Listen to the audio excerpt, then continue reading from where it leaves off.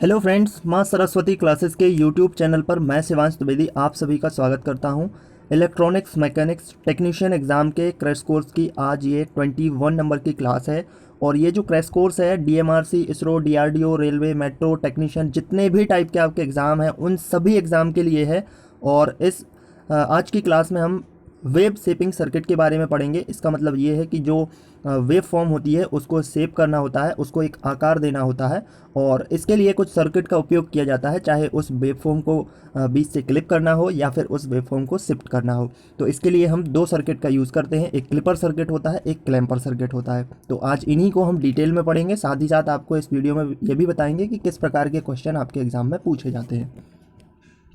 Okay, आज की class में आगे बढ़ने से पहले आपको बता दें कि इलेक्ट्रॉनिक्स मैकेनिक्स के लिए मेरे तरफ से hand written PDF notes course जो है वो ज्वाइन कर सकते हैं आप। इसमें जो थ्योरी है, जो भी इसमें कंटेंट है, वो मैंने खुद ही लिखा है। और इस थ्योरी को बहुत ही आसान भाषा में आपके लिए लिखा गया है और बहुत ही कॉम्प्रहेंसिव तरीके से है, जिसे आप बहुत आसान भाषा में समझ पाएंगे। साथ ही साथ इसमें इंपॉर्टेंट एमसीक्यूज क्वेश्चंस को रखा गया है, कुछ ऐसे क्वेश्चंस भी रखे गए हैं जो प्रीवियस ईयर के एग्जाम में पूछे गए हैं, और टॉपिक वाइज इसमें क्वेश्चन रखे गए हैं। साथ ही साथ जिस प्रकार के आपके एग्जाम में न्यूमेरिकल क्वेश्चन आते हैं उन सभी टाइप के न्यूमेरिकल क्वेश्चंस को भी इसमें सम्मिलित करने की कोशिश की गई है। तो आप इस कोर्स को कैसे ज्वाइन कर सकते हैं, इसके लिए आपको इस व्हाट्सएप नंबर पर मैसेज करना है। बाकी की जानकारी आपको इस मैसेज पर व्हाट्सएप के थ्रू मिलेगी। साथ ही साथ जो भी पीडीएफ फाइल होंगी वो भी इसी व्हाट्सएप के थ्रू आपको प्राप्त होंगी। हेलो फ्रेंड्स, वेलकम टू माँ सरस्वती क्लासेस। मैं हूँ Shivansh Dwivedi. Maintainer, ITI, electronics mechanics के जितने भी प्रकार के टेक्नीशियन एग्जाम हैं उनके लिए ये हमारा वीडियो कोर्स है। और इस वीडियो कोर्स का आज हमारा जो लेक्चर है वो लेक्चर नंबर 7 है, जिसमें आज हम इस वीडियो में डिस्कस करेंगे वेब शेपिंग सर्किट के बारे में। वेब शेपिंग सर्किट क्या होते हैं और ये क्यों इंपॉर्टेंट है आपके एग्ज़ाम के लिए, यहाँ से आपके एग्ज़ाम में क्वेश्चन ज़रूर आते हैं। तो एक भी वीडियो का आप मिस मत कीजिएगा। अगर आप किसी भी प्रकार के टेक्नीशियन एग्ज़ाम की तैयारी करते हैं और आपका जो ट्रेड है वो इलेक्ट्रॉनिक्स मैकेनिक्स है। तो आगे बढ़ेंगे उससे पहले आपको जानकारी देना चाहेंगे कि इलेक्ट्रॉनिक्स मैकेनिक्स के लिए टेक्निकल जो एग्ज़ाम है उसके जो इम्पोर्टेंट क्वेश्चंस हैं उनको हमारे द्वारा कलेक्ट किया गया है। और ये 5 मॉक टेस्ट में इनको डिज़ाइन किया गया है। टोटली ये हैंड रिटन पीडीएफ फॉर्मेट में है, जिनको आप ले सकते हैं। इसके लिए आपको इस नंबर पर व्हाट्सएप करना है और इसके लिए आपको 30 रुपीज़ का अमाउंट पे करना है। इस नंबर पर आप व्हाट्सएप कीजिएगा, जहाँ से आपको सारी डिटेल इन्फॉर्मेशन मिल जाएगी। सो गाइज, यहाँ पे अब हम स्टार्ट करते हैं अपने टॉपिक को। ये टॉपिक है हमारा वेव शेपिंग सर्किट।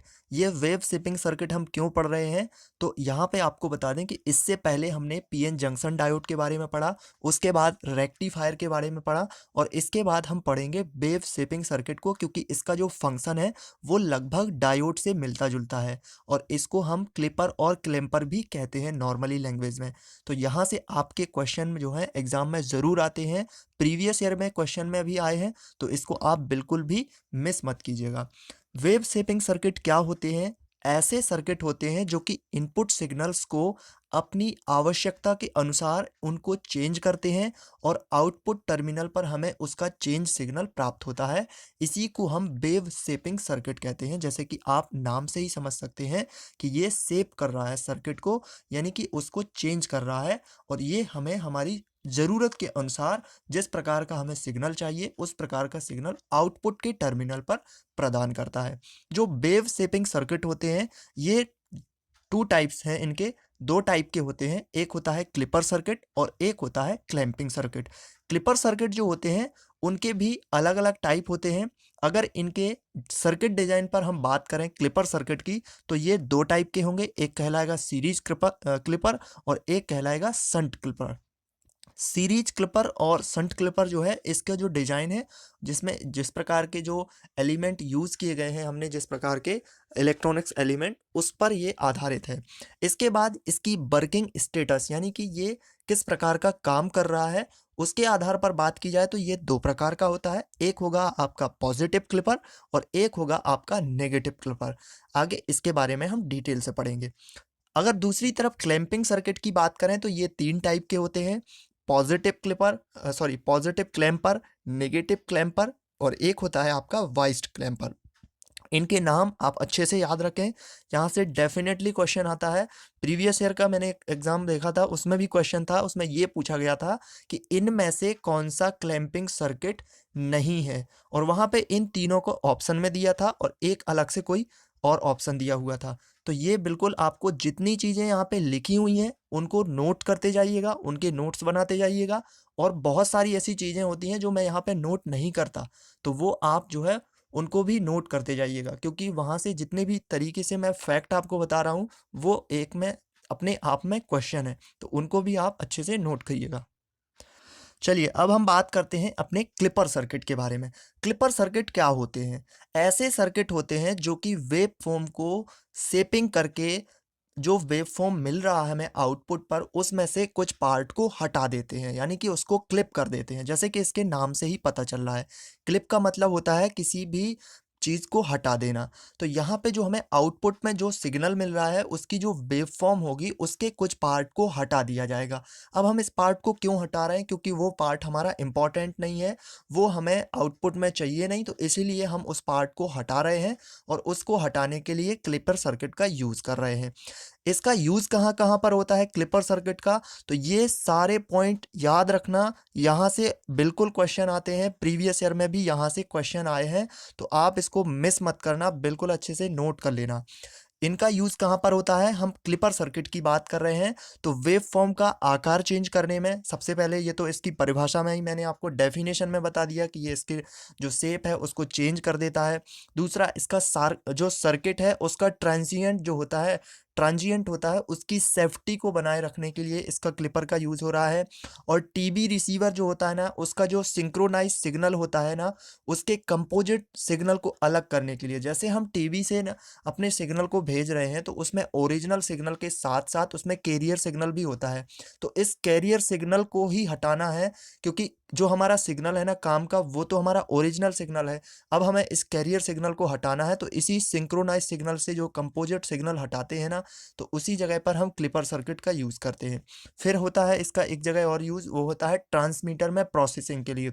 जब हम कोई भी अपनी कम्युनिकेशन वाली कोई भी गतिविधि करते हैं, कहीं से भी हमें सिग्नल को ट्रांसमिट करना होता है ना, तो वहाँ पे जो प्रोसेस हो रही होती है उस टाइम पे हमें क्लिपर सर्किट का यूज़ करना होता है कि कुछ भी हमें चीज़ें हटानी हैं, कोई वेवफॉर्म को हटाना है, वो हमारी ज़रूरत के अनुरूप नहीं है, तो उसको हटाना है, तभी हम उसके बाद उसको यानी कि ट्रांसमिशन के द्वारा ट्रांसमिट करते हैं। और एक और यूज़ होता है इसका, वो है एफएम ट्रांसमीटर से नॉइज़ को हटाने में। आपको पता होगा कि एफएम के स्टेशन होते हैं और बहुत सारी सिटी में हम अपनी जगह-जगह पर एफएम को सुनते हैं। तो यहाँ से क्या है, सिग्नल को ट्रांसमिट कर दिया। जब ये सिग्नल ट्रांसमिट हुआ तो ये मीडियम में चला, मीडियम यानी कि माध्यम में। तो वहाँ पे क्या हुआ कि इसमें कुछ डिस्टॉर्शन आ गया। डिस्टॉर्शन का मतलब इसमें कुछ नॉइज़ आ गई। नॉइज़ का मतलब कि इसमें कुछ ऐसी चीज़ें आ गई जो कि हमें ज़रूरत नहीं है, जिसकी हमें ज़रूरत नहीं है। बहुत सारी ऐसी चीज़ें आ गई जो हमारे ओरिजिनल सिग्नल को वो ख़राब कर रही हैं। तो जब हम रिसीवर पर यूज़ करेंगे क्लिपर सर्किट का, तो ये नॉइज़ जो होगी, जो डिस्टॉर्शन होगा, इसी को ये क्लिपर सर्किट हटा देता है। वहाँ पे अगर इस क्लिपर सर्किट के द्वारा हम नॉइज़ को हटा देते हैं तो हमें फिर ओरिजिनल सिग्नल मिल जाएगा, और ओरिजिनल सिग्नल की वजह से हमें उस सिग्नल की क्वालिटी जो होगी ना, वो क्वालिटी सिग्नल मिलने लगेगा। तो यहाँ पे हर पॉइंट को नोट कर लेना और अच्छे से इनको याद कर लेना। यहाँ से क्वेश्चन डेफ़िनिटली आते हैं आपके एग्ज़ाम में।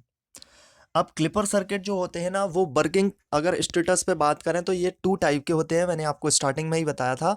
एक होता है आपका पॉजिटिव क्लिपर और एक होता है आपका नेगेटिव क्लिपर।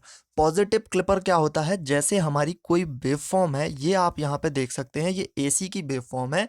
तो ऊपर का जो हिस्सा है, ये वाला पार्ट आप देख रहे हैं, मैं इसको अलग कलर से डिजाइन करता हूँ। ये वाला पार्ट जो है इसको कहते हैं हम पॉजिटिव हाफ साइकिल, और जो नीचे वाला पार्ट आप देख रहे हैं, इस वाले पार्ट को कहते हैं हम नेगेटिव हाफ साइकिल। तो ये पॉजिटिव क्लिपर क्या करेगा कि पॉजिटिव वाला जो यहाँ पे आप देख सकते हैं कि जो पॉजिटिव वाला पार्ट है ना, ये वाला पार्ट, इसी पार्ट को रिमूव कर देता है और केवल हमें नेगेटिव पार्ट मिलता है। इससे आप देख पा रहे होंगे कि इसमें कुछ हमें सिमिलैरिटी मिल रही है। क्या सिमिलैरिटी मिल रही है कि जो हमारा हाफ वेव रेक्टिफायर था ना, वो भी कुछ इसी प्रकार से काम करता था। इस प्रकार से कैसे कि जब हम उसको फॉरवर्ड वाइज में करते थे, तो फॉरवर्ड वाइज में जैसे ही वो कनेक्ट होता था ना, तो वो किसी भी एक टाइप की ही वेवफॉर्म हमें देता था और एक टाइप की वेवफॉर्म को रिवर्स वाइज में आने की वजह से हमारे आउटपुट पर नहीं देता था। तो यही इसका एक जो है डायोड का यूज़ पॉजिटिव क्लिपर की तरह भी यूज़ होता है। अब ये मैं आपको यहाँ पे क्यों क्लिपर पढ़ा रहा हूँ, क्योंकि आपका जो क्लिपर है ना वो डायोड, रेक्टिफायर इन्हीं से लिंक करता है। तो आपका लेक्चर का फ्लो ना टूटे, इसलिए मैंने यहाँ पे आपको वेव शेपिंग सर्किट के बारे में स्टडी की है। ठीक है, तो यहाँ पे आप देख सकते हैं ये हमारा एक सर्किट है जिसमें हम क्या है, एक डायोड का यूज़ कर रहे हैं। और डायोड में यहाँ पे आपका ये लोड रेजिस्टेंस है, यहाँ पे हमें आउटपुट प्राप्त हो रहा है, यहाँ से हम इनपुट सिग्नल दे रहे हैं।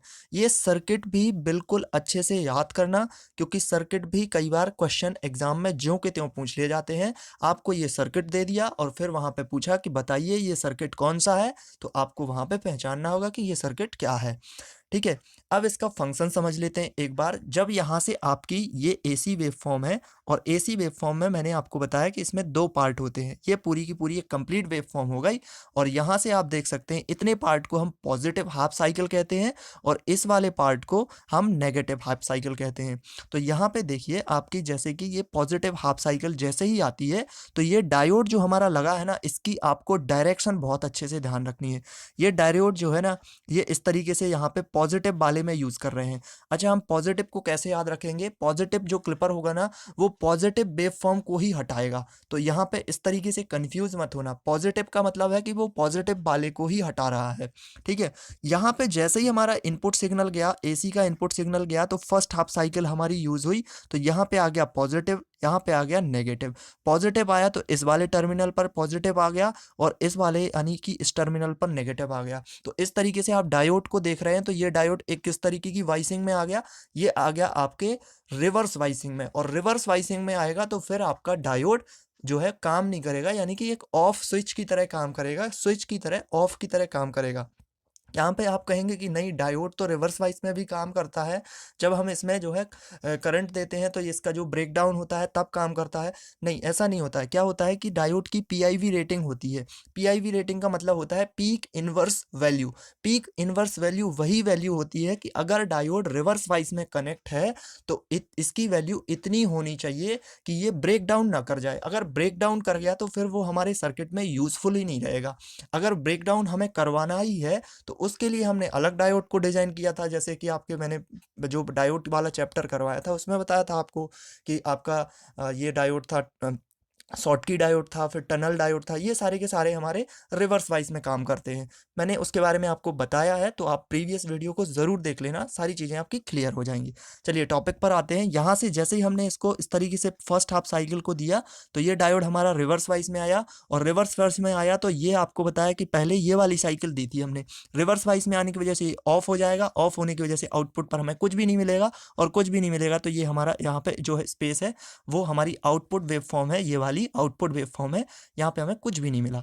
इसी प्रकार से जब हमारी नेगेटिव हाफ साइकिल गई, ये वाली हाफ साइकिल गई, तो यहाँ पे नेगेटिव आया, यहाँ पे पॉजिटिव आया, तो इस वजह से यहाँ पे पॉजिटिव आ गया और यहाँ पे नेगेटिव आ गया। आपको ये तो पता ही होगा कि कोई डायोड जो है ना, उसकी डायरेक्शन इसी तरीके से होती है, इस तरीके से। ये वाला हिस्सा होता है, ये वाला पार्ट होता है, इसको पॉजिटिव से कनेक्ट करते हैं और इसको नेगेटिव से कनेक्ट करते हैं, तभी ये डायोड हमारा फॉरवर्ड वाइस में आता है यहाँ पे। तो यहाँ पे जैसे ही हमने इसको कनेक्ट किया, इसके बाद क्या हुआ कि ये डायोड यहाँ पे पॉजिटिव आया, यहाँ पे नेगेटिव, तो ये डायोड भी एक्टिव हो गया। एक्टिव का मतलब कि यहाँ पे फॉरवर्ड वाइसिंग हो गई, और ये करंट को फ्लो कर दिया। करंट को फ्लो करेगा तो फिर हमें यहाँ पे आउटपुट पर भी करंट मिलेगा। आउटपुट पर करंट का मतलब क्या, आउटपुट पर हमें सिग्नल मिलेगा। आउटपुट पर सिग्नल मिला तो ये हमारी वेवफॉर्म में इसी प्रकार का सिग्नल मिल गया, और इसी तरीके से अगली वाली वेवफॉर्म में भी वर्क करेगा, और उससे अगली वाली में, और इसी तरीके से ये काम करता रहेगा अपना। तो हमारा जो पॉजिटिव क्लिपर है, ये क्या करेगा कि हमारी पॉजिटिव क्लिपिंग करके, यानी कि पॉजिटिव साइकिल की ही क्लिपिंग कर देगा, और हमें आउटपुट पर नेगेटिव वाली साइकिल जो है वो प्रदान करेगा। फिर आता है आपका नेगेटिव क्लिपर। नेगेटिव क्लिपर में क्या होता है, तो नेगेटिव क्लिपर के नाम से ही पता चल रहा है कि ये नेगेटिव जो साइकिल होगी उसको रिमूव कर देगा। यहाँ पे जैसे कि आपने देखा कि जो डायोड है उसकी डायरेक्शन को हमने चेंज कर दिया गया है। ठीक है, सिर्फ डायरेक्शन को ही चेंज किया है डायोड की, तो इसका फंक्शन भी चेंज हो गया। फंक्शन कैसे चेंज हुआ, क्योंकि पहले जो था पॉजिटिव वाले में, उसकी डायोड की डायरेक्शन जो थी वो कुछ इस प्रकार से थी, और यहाँ पे देख रहे हैं ये इस प्रकार से है। तो इनकी डायरेक्शन को एकदम बिल्कुल अच्छे से ध्यान रखना, क्वेश्चन आते हैं, ये बात आप बिल्कुल दिमाग में अपने बैठा लीजिएगा। ठीक है, तो यहाँ पे क्या हुआ कि हमने जैसे ही यहाँ पे आपकी पॉजिटिव हाफ साइकिल दी, ये वाली हाफ साइकिल आई, तो ये पॉजिटिव हुआ, और ये वाला टर्मिनल नेगेटिव हुआ। इस वजह से डायोड भी इस तरीके से पॉजिटिव और ये नेगेटिव। यहाँ पे पॉजिटिव नेगेटिव हुआ तो क्या हुआ कि आपका डायोड फॉरवर्ड वाइस में आ गया। फॉरवर्ड वाइस में आया तो फिर क्या है कि डायोड फॉरवर्ड वाइस में आते ही करंट देने लगा। करंट दिया तो ये आउटपुट पे हमें ये वाली वेवफॉर्म मिल गई। इसी प्रकार से जब इसकी नेगेटिव हाफ साइकिल आई तो ये डायोड जो है इधर माइनस हो जाएगा, इधर प्लस हो जाएगा, क्योंकि ये वाला पार्ट माइनस हो जाता है, ये वाला पार्ट प्लस हो जाता है।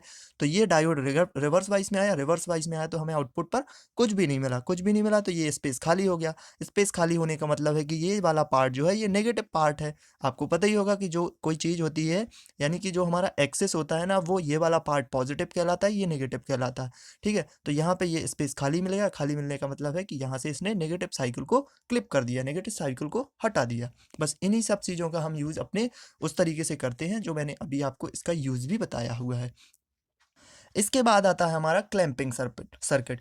क्लैंपिंग सर्किट क्या होते हैं, सबसे पहले ये समझ लेते हैं। तो क्लैंपिंग सर्किट ऐसे सर्किट होते हैं जिनकी आउटपुट पर जो हमें सिग्नल मिल रहा होता है ना, तो ये सिग्नल को क्लिप नहीं करते हैं बल्कि शिफ्ट कर देते हैं। ये अपनी लेवल पर शिफ्ट कर देते हैं। ये हम समझेंगे कैसे शिफ्ट कर रहा है, क्या शिफ्ट कर रहा है, ये समझ लीजिएगा। सबसे पहले कि अभी हमने देखा था अपने क्लिपर में कि एक वेवफॉर्म हमारी ये वाली है और वेवफॉर्म ये है, तो आउटपुट पर हमें जो वेव फॉर्म मिल रही है वो ये वाली ही मिल रही है। अगर मान लो हम यहाँ पे ये वाली मिल रही है, यानी अगर हमने यहाँ पे नेगेटिव क्लिपर का यूज़ किया, लेकिन जब हम क्लैंपिंग का यूज़ करेंगे ना, तो यहाँ पे जो वेव फॉर्म ये वाली है ना, ये पूरी की पूरी मिलेगी। लेकिन कैसे मिलेगी ये आपको बता दिया कि ये पार्ट इसका ज़ीरो हो गया, यहाँ पे इसका नेगेटिव वाला पार्ट है और ये वाला इसका पॉजिटिव वाला पार्ट है। तो यहाँ से ये पूरी की पूरी साइकिल मिल जाएगी हमें।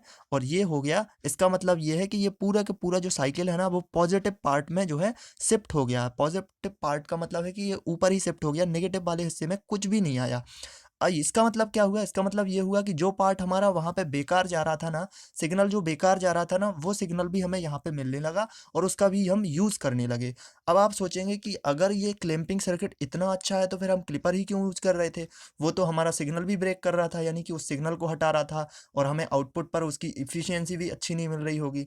तो यहाँ पे ना इनका यूज़ सब अलग अलग ही होता है।